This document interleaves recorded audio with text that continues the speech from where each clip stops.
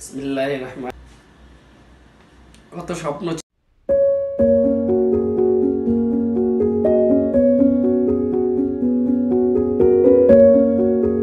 আসসালামু আলাইকুম রহমতুল্লাহ, সবাইকে আরো একটি নতুন ভিডিওতে স্বাগত।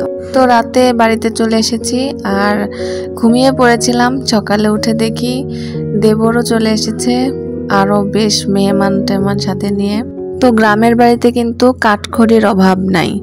আমার ননদ সেই কয়েকটা দিন বাড়িতে একা একা ছিল এবং গুছিয়ে গুছিয়ে সমস্ত রকম কাঠখড়ি জোগাড় করে রেখেছে, যাতে মায়ের কোনো সমস্যা না হয় রান্না বান্না করতে। কারণ আম্মা আর আব্বা তো একাই বাড়িতে থাকে। যদিও আসলে আমাদের খুবই খারাপ লাগে এভাবে একা রাখাটাও, এই বয়সে তাদেরকে ঠিক না, কিন্তু আসলে সবারই হাত পা বাঁধা। কারণ কর্মজীবনের খাতিরে সবাইকে আমাদের দূরে থাকতে হয়। সবারই সন্তান আছে, স্বামীদের কর্মসংস্থান যে যেই রকমভাবেই করে, গ্রামে তো আসলে ভাবে কোনো কিছুই করা যায় না, যার কারণে এসে যে কেউ কিছু করে থাকবে সেটাও সম্ভব হচ্ছে না, এবং আব্বা আম্মাকেও শহরে নিয়ে রাখাও সম্ভব না, কারণ তারা থাকবে না। তো দেখতেই পাচ্ছেন বেশ কাঠখড়ি এখানে আমার জন্য আমার ননদ জোগাড় করে রেখেছে। এদিক দিয়ে মাংস ভিজিয়ে রাখা হয়েছে, গরুর মাংস প্রায় এখানে 18 কেজির মতো মাংস। অর্ধেকটা এখানে আর বাকি অর্ধেকটা অন্য পাত্রে রাখা আছে। তো এখানে বাদাম, গোলমরিচ, কাঠবাদাম, কাজু বাদাম, চীনা বাদাম, জিরা, যা কিছু মশলাপাতি দেখতেই পাচ্ছেন। এখানে পেঁয়াজ, রসুন। সকালবেলা আমার দেবরের দোকানের যেই ছেলেপেলেরা থাকে তাদেরকে দিয়ে করানো হয়েছে। তারা চৌরাস্তা থেকেই, মানে শহর থেকে বাজার করে গ্রামে নিয়ে এসেছে। এখানে শসা একদম দেশি টাটকা ফ্রেশ শসা, লেবু সব কিছুই প্রস্তুত। এখন বাকি আছে সুন্দরভাবে এগুলোকে প্রসেসিং করা। তো এই যে আদা রসুন কাটাও শেষ, এখানে ব্লেন্ডার করা হচ্ছে। তো গ্রামের বাড়িতে কিন্তু সবাই পাটায় পেশাপেশি করে। এখন তো ডিজিটাল বাংলাদেশ, সব জায়গায় শুধু ইলেকট্রিক জিনিসের ছোঁয়া, তো এই কারণে কেউ আর পাটায় পেশার মতো অবস্থায় নাই।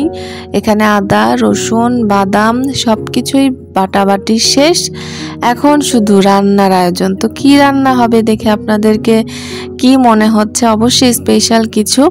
আর এই যে ব্লেন্ডারটা, এটা কিন্তু একদমই মানে জুসার বা ব্লেন্ডার ওইটাই, প্লাস্টিকের, দেখতেই পেলেন সৌদি আরব থেকে আনা। আমি যখন সৌদি আরবে ছিলাম এই ব্লেন্ডারটাই ব্যবহার করেছি। তো আমাদের কাছে দেখেন কলার ছড়িও চলে এসেছে।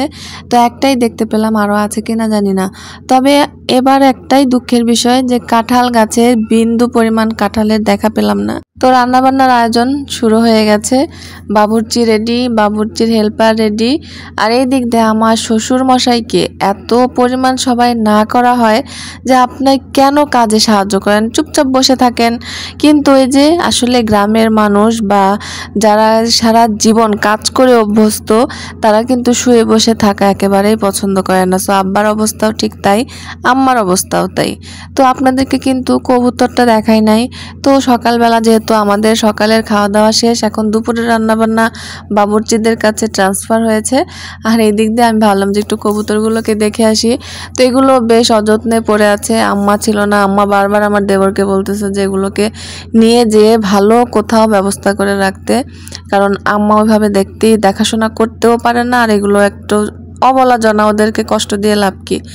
তো এদিক দিয়ে রান্না বান্না শুরু হয়ে গেছে, বাবুর্চি রান্নার প্রস্তুতি নিচ্ছে। তো আপনাদের কি মনে হচ্ছে? এতক্ষণে তো বুঝে গেছেন বিরিয়ানি বা তেহারি রান্না হচ্ছে। হ্যাঁ, বাড়িতে বিশেষ আয়োজন আছে, এই জন্যই গাজীপুর থেকেই বাবুর্চি সাথে করে আমার দেবর নিয়ে এসেছে, তাদের পরিচিত। তো উনি রান্না করছে। এখানে প্রায় 100-150 মানুষের আয়োজন। 150 মানুষের কম না, আমাদের পরিবারের সদস্যই তো মাশাআল্লাহ অনেক আছে। 50-60 জন তো বাড়িতেই হবে, এবং মসজিদে আসলে খাওয়ানোর জন্যই মেইনলি এই ব্যবস্থা। কি কারণে আসলে আজকের সবাই মিলে আমরা একখানে হয়েছি এবং মসজিদেও এই বিশেষ আয়োজনের ব্যবস্থা করা হয়েছে, চলুন দেখে আসি। বিসমিল্লাহির রহমানির রহিম। ইউরোপে আসার স্বপ্ন মনে হয় পূরণ হইল। যাক আলহামদুলিল্লাহ, আজকে রেসিডেন্ট কার্ড হাতে পেলাম দীর্ঘ অপেক্ষার পর। আলহামদুলিল্লাহ, আপনাদের সবার সামনে আনবক্সিং শুরু করলাম। সবাই দোয়া করবেন সামনে যেন তাড়াতাড়ি পাসপোর্টটা পাই। যেই কারণে আসা, পাসপোর্টের কারণে আসা ইউরোপ। বিসমিল্লাহির রহমানির রহিম। আলহামদুলিল্লাহ আলহামদুলিল্লাহ আলহামদুলিল্লাহ আলহামদুলিল্লাহ।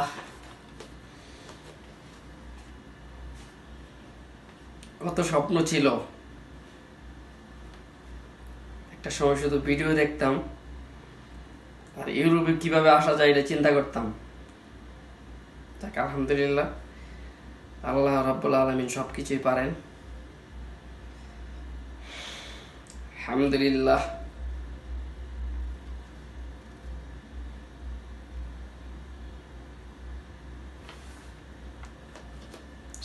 আলহামদুলিল্লাহ আলহামদুলিল্লাহ আলহামদুলিল্লাহ।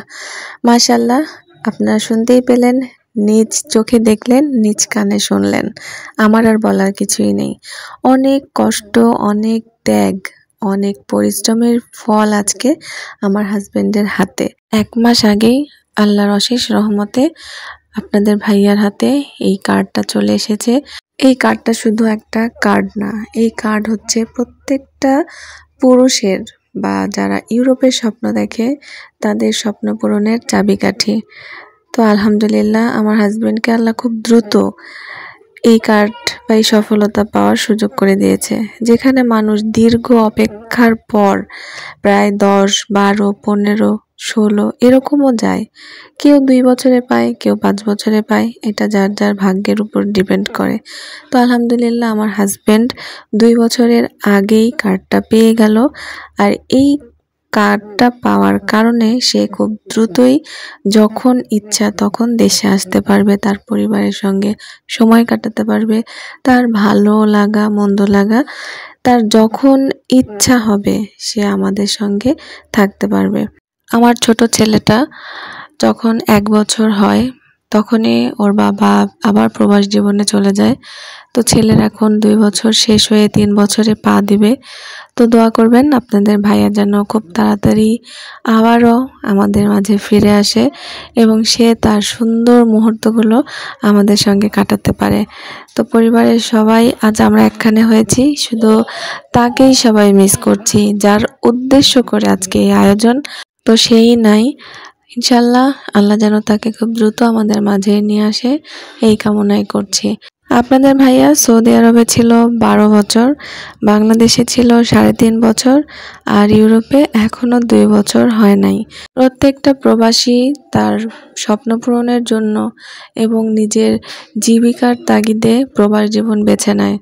আমার হাজব্যান্ডও ঠিক তাই, সে চেষ্টা করেছিল সৌদি আরবের প্রবাস জীবন বাদ দিয়ে দেশে এসে কিছু করবে, পরিবারের সঙ্গে থাকবে, কিন্তু প্রবাসীরা হয়তো বাংলাদেশে কখনোই সেভাবে সেট হতে পারে না। তাদের প্রবাসীর যে সুযোগ সুবিধা এটা তারা বাংলাদেশে পায় না বলেই আবারও প্রবাসে চলে যায়। অন্য কার জীবনে ঠিক কিরকম জানি না, তবে আমাদের ক্ষেত্রে তাই হয়েছে। আপনাদের ভাইয়া কোনোভাবেই বাংলাদেশে সেট হতে পারে নাই, যার কারণে সে আবারও প্রবাস জীবন বেছে নেয়। তো এদিক দিয়ে শশা কাটাকাটি শেষ, আবার এইখানে আমাদেরকে একটু মাংস টেস্ট করার জন্য দিয়েছিল যে সিদ্ধ হয়েছে কিনা বা ঝাল মশলা ঠিক আছে কিনা। তো আমরা বাঙালি খাবার পেলে তো চেষ্টা করি তাকে আরেকটু প্রসেস করার। তো এই কারণে মুড়ি দিয়ে মাখিয়ে সবাই মিলে একটু খাওয়া দাওয়া হচ্ছে রান্না বান্নার মাঝখানে। তো কিছু রান্না হচ্ছে বাবুর্চির হাতে আর কিছু রান্না ঘরের মহিলাদের হাতে চলে এসেছে। তো এইখানে আমরাও চেষ্টা করছি পোলাওটাকে রান্না করে মাংস দিয়ে নিজেদের মতো করে একটু রান্না করার। বাবুর্চি রান্না তো বাবুর্চি করছে, এবার মহিলা বাবুর্চি ঘরের বাবুর্চিরা চেষ্টা করছে তাদের মতো মন মতো করে রান্না করার। তো ওখানে রান্না প্রায় শেষ, দেখেন রান্না বান্না মাশাল্লাহ মাশাল্লাহ একদম সুন্দর একটা কালার চলে আসছে।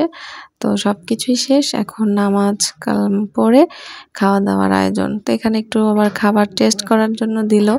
তো বাবুর্চি রান্না করছে আর সবাই একটু একটু করে চাখছে যে কেমন কি হয়, লবণ ঝাল সবটা পারফেক্ট আছে নাকি। তো আমার শাশুড়ি মার হাতেও দেখেন মাশাল্লাহ মুরগি খুব সুন্দরভাবে। তো সব আয়োজন শেষ, আর ভিডিও করার সময় পাই নাই, সবাই খাওয়া দাওয়া করে নিয়েছি। এখন গাজীপুরে ব্যাক করার সময়। তো আম্মাকে রেখে যাচ্ছে এবং আমার ফুফু শাশুড়ি একজন আছে আর আব্বা, এই 3-4 জন বাড়িতে রেখে আমরা যারা ছেলের বউরা এসেছিলাম এবং আমার ছোট ননদ সেও চলে গেছে। তো আমরাও চলে যাচ্ছি, কারণ বাচ্চা কাচ্চার স্কুল মাদ্রাসা সব খোলা এবং আমরা তো আসলে ভাবে প্রস্তুতি নিয়েও গ্রামে আসি নাই। তো এই যে আমাদের সেই মসজিদের কাজ আপনারা দিনের বেলায় দেখতে পাচ্ছেন, এখানে যে ইট কেনা বালু কেনা, এখানে পানির ট্যাঙ্কি যা কিছু অল্প বিস্তর কমপ্লিট করার মতোই, এখন শুধু পুরোপুরি কাজ করা বাকি। তো দোয়া করবেন যেন আল্লাহ আমাদেরকে তৌফিক দেয়, নিজেদের একটা প্রতিষ্ঠান, সেটা ছোট হোক বড় হোক, তার কিন্তু মনের ভালো লাগাটাই অন্যরকম এবং আল্লাহ যদি কবুল করে। আর এখানে আমার দেবরের জায়গায় সে বেশ কিছু দোকানপাটের ব্যবস্থা করেছে, এগুলো এখনো চালু হয় নাই, কারণ এইখানে ওই রকম ভাবে পরিচিতিটা এখনো নাই। যদি বাজার বসানোর ইচ্ছা আছে, ঠিকঠাক ভাবে সবকিছু কমপ্লিট হইলে ইনশাল্লাহ, তাহলে এখানে বেশ ভালোই হবে। দোয়া করবেন সবাই যেন আল্লাহ আমাদের সবার মনের ইচ্ছা পূরণ করে। তো আল্লাহ ভরসা, আল্লাহ যদি কপালে রাখে কে ঠেকায় বলেন। গ্রাম থেকে এখন গাজীপুরে চলে আসব, আর চলে এসে দেবরের বাসায় থেকে তারপর সকালবেলা আমাদের নিজেদের বাড়িতে চলে যাব। তো আজকে ভিডিওটা কেমন লাগলো জানাবেন, সবাই ভালো থাকবেন, আল্লাহ হাফেজ, আসসালামু আলাইকুম রহমতুল্লাহ।